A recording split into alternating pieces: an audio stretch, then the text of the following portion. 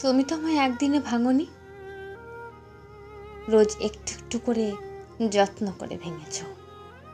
কি ভাবছো আমি বোকা, তাই না? এত যত্ন করে অবহেলা করার পরেও মানুষটা ছুটছে তোমার পিছে একটু কথা বলার জন্য। এতটুকু বোকা তো ভাবতেই পারো, তা না হলে কি নিজের আত্মসম্মান ইগো ভুলে পাগলের মতো ছুটতাম তোমার পিছে? তবে এটা মানতেই হবে, তুমি নিখুঁত মাপের অনেক বড় যত অভিনেতা।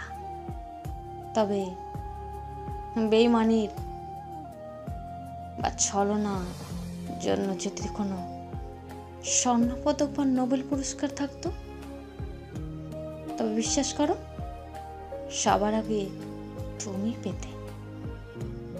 আমি তোমার হয়ে সবার কাছে বলতাম তোমার নিখুঁত অভিনয়ের কথা, দেখতাম সবার আগে তুমি সেই বেইমানির জন্য নোবেল পুরস্কার পেতে, আর ছলনাময়ের জন্য পেতে স্বর্ণ পদক। তুমি অনেক বড় মাপের অভিনেতা, আর তুমি ভাবো আমি বড় বোকা?